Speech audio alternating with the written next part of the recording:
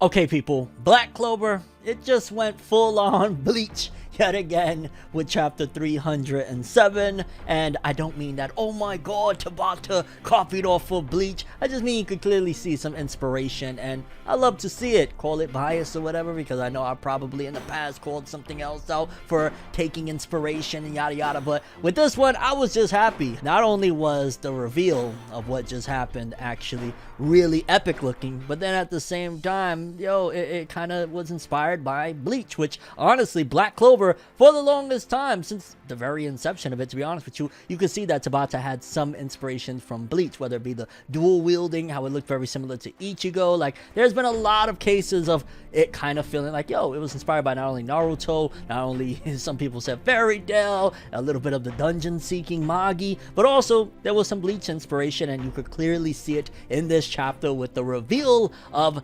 Zenon's new devil form after making the pact with Beelzebub, which we gotta talk about Beelzebub, and I'm not talking about Oga Tatsumi and Baby Beel, fam. I'm talking about what's going down in Black Clover. So I think without further ado, let's jump into a little bit of that Black Clover greatness.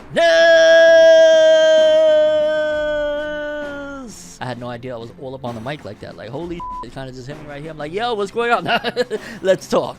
No matter how you move, get it done. No matter how you move, get it done. No matter how you move, get it done. No matter how you move, get it done.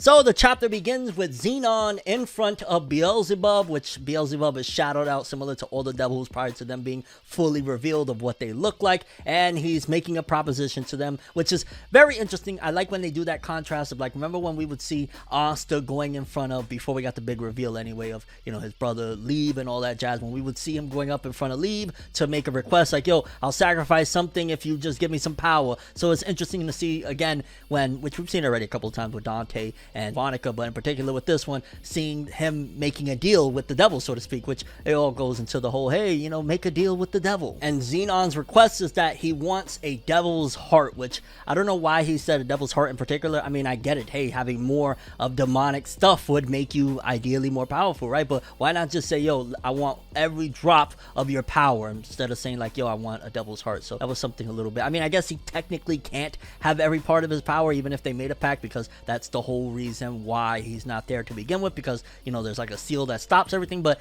yeah, that was something that I kind of caught a little bit like, why just a devil's heart? Why not a devil's body or a devil's all might? Not all might, huh? We talking about Toshinori up in here now.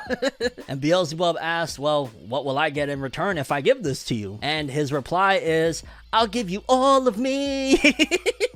Bam! Talk about going all the way in, but then again, this is on par with the character that's been built up with the last few chapters of who Zenon truly is. If he's willing to give himself up entirely, I'll give you all of me, and that also coincides with everything we've seen before, that he's a damaged person. Like we've seen in the past of him with that kid Alan when they were younger and all that jazz. Him and everything he went through up until that point made it so that he's a broken person, that he doesn't really value himself. If you think about it, he doesn't value himself to the point where, take all of me, don't care. And we also got a little bit of insight into their initial contract that they created, when he says, just as our contract states, as long as the Spade Nation is able to continue existing, I don't care, you could have my soul as well. So it shows some type of righteousness, I guess you could argue, within Zenon, the fact that he made the deal with the devil to begin with, but a stipulation was, let the Spade Nation continue to exist. So even though him and the Zograti siblings have been doing some dastardly stuff throughout all of this, especially Monica and Dante,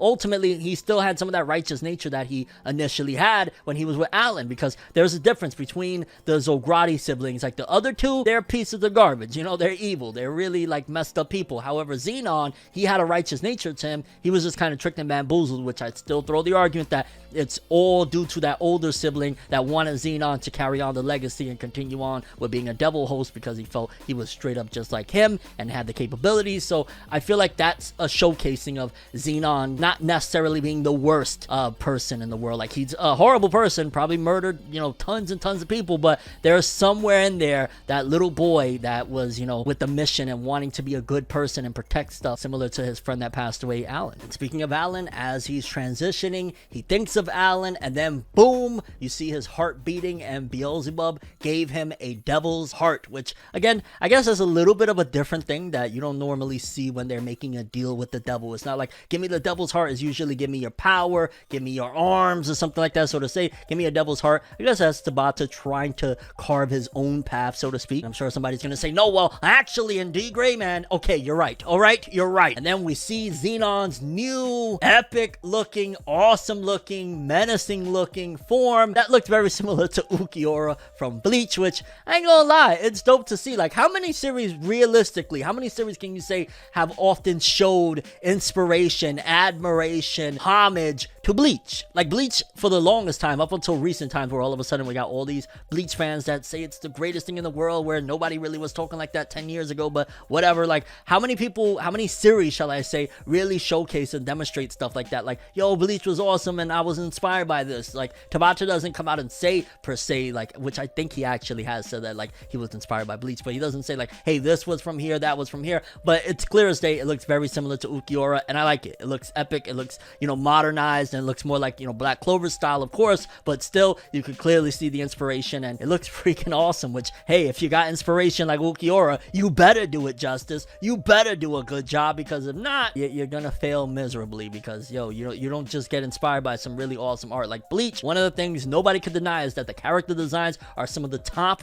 of the line when it comes to shonen manga, and yeah, that's a bad design, so to speak, and it looks really, really awesome. Xenon's new devil form looks sick, and I love how Yuno says that it reminded him of Zogrid, you know, the original devil that they fought back in the Elf arc, which that means that Xenon now is pretty much embodying majority of what a devil actually is, because even Langris goes on to say that, well, if he has a devil's heart and he has a devil's power, is he really human? Or at this point, you could pretty much say he is a devil. He got a devil's heart, he got the devil's powers, he is a devil essentially. And Yuno looks like he's locked in this magic box, and you got freaking just a whole bunch of chaos going on, which this would probably look a lot more epic if it was animated, just being honest with you, because this is some high action intense pieces where you got Zenon just throwing all of his bone magic at him, attacking the crap out of him, and yeah, the tables have turned yet again. You know, Yuno thought he was one-upping with his royal design and the bow and arrow, and then boom, no, it's time, which this is not breaking the mold at all. This is classic shonen, like, oh, you thought you were stronger, I've actually had a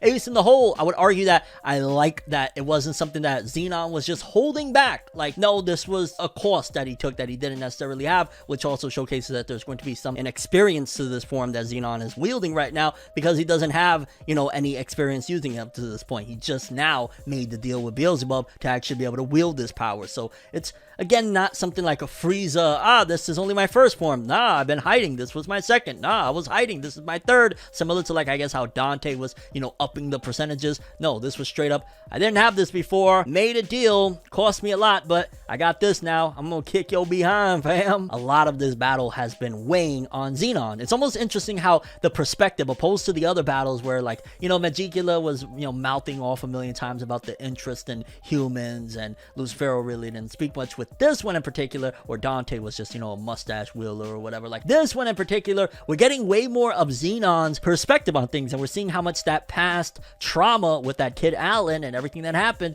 is weighing in on him. And you could argue that it's an internal conflict with Zenon that he's trying to justify. Thank Yu Yu Hakusho to World, that he's trying to justify a horrible decision that he made that haunts him till this day, and he's basically telling Yuno, like, yo, if you would have actually went straight through with that arrow and not try to diverge so that you don't hit your friend Langris here, you would have killed me, you would have pierced my heart, and it would have been over, you would have took the victory. But because of that, which again, I feel like it's all Zenon fighting with himself, he wants to justify that what he did to Alan, you know, the means to an end, so to speak, was worth it. And that's something that it's kind of cool that a lot of people say, like, yo, the villains in Black Clover ain't having any depth, you know, they lack depth and stuff like that. We're getting a little bit here at the very least with Zenon throughout all this, and I'd say that now, even though I've been fanboying for a long time over Vonica I fanboyed over it for, you know, I guess aesthetics and simplistic stuff of, like, yo, she really loves battle, she's a chick that likes to kick She looks awesome doing it. This one right here, though. This one right here, Xenon, there's depth to it. There's, you know, an internal struggle going on within this whole battle. I think Xenon is clearly, hands down, the best of the three Zogratis. And after getting the crap knocked out of him, Yuno is down and out. He lost his royal form. He's just there, bloody on the ground. And what's left is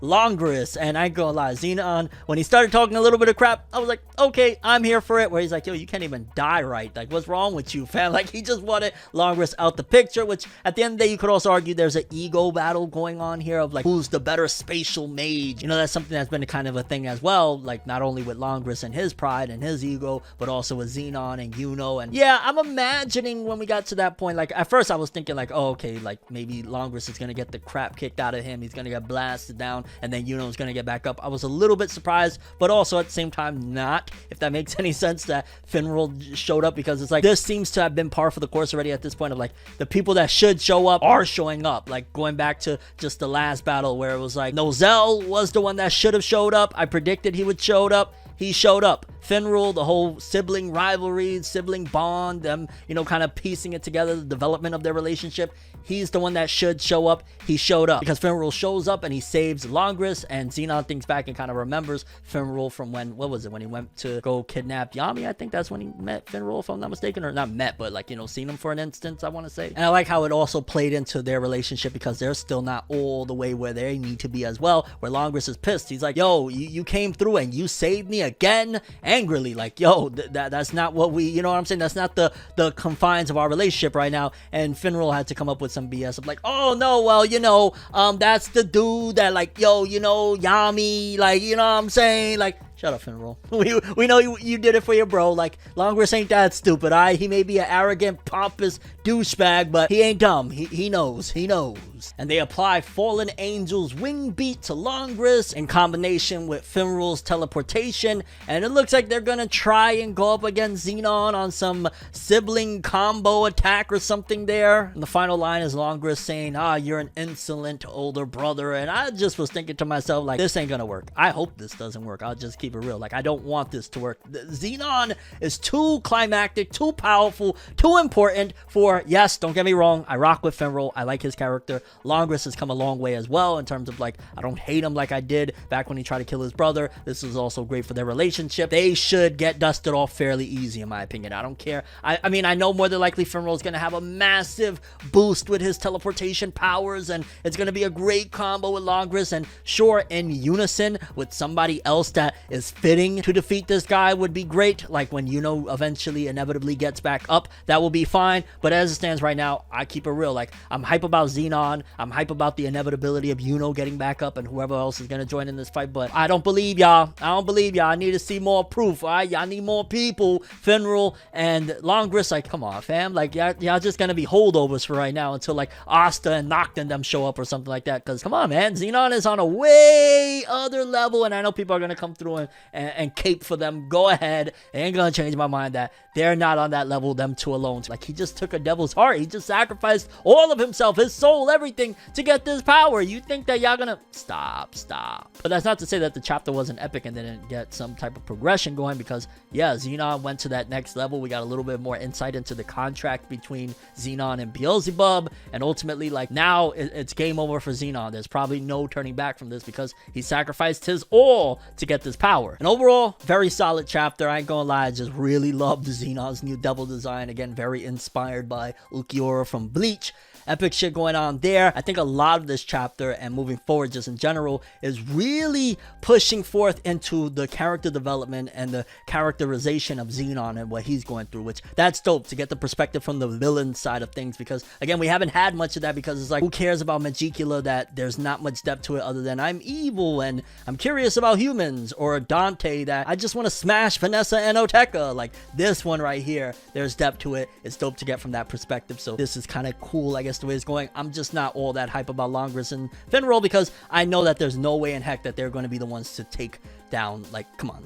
I can't believe it right now, and maybe I'm wrong. If I'm wrong, I'm wrong, but Xenon's gonna wipe the floor with them, and then the real finale is going to begin to this battle because y'all not taking out this beast right here, this epic dude right here, Zenon got this in the bag, baby. Maybe I'm fanboying a little too much. The design is that damn cool, but very curious what you guys think about this. How do you feel like this fight is going to go down? What do you think about Yuno taking the L? Do you think we're gonna get some sort of redemption when all is said and done? Maybe Xenon's gonna try to separate himself from Beelzebub after he realizes, like, I'm imagining Asta showing up because you know he's gonna show up. Like, this fight was taking place minutes before the last battle even ended. You think when Asta shows up, he's going to look at him and say, Alan, and then that's going to change his heart or something like that. And your thoughts and expectations, how all of this is going to play out. I think Alan and Asta, that look-alike, that uncanny resemblance, is going to play a big pivotal factor on how Zenon takes the L moving forward. And your thoughts and expectations for Black Clover Chapter 308 and beyond.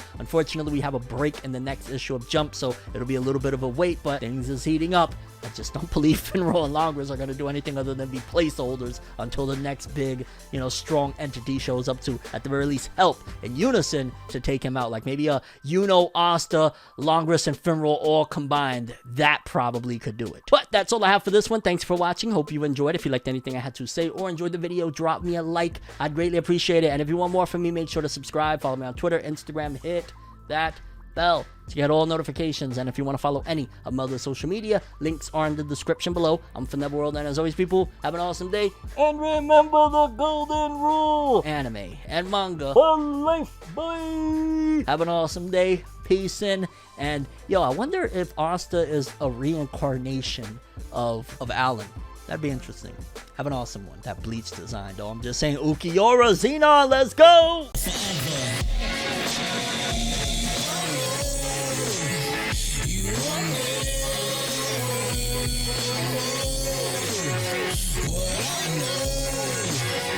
So just go to find me.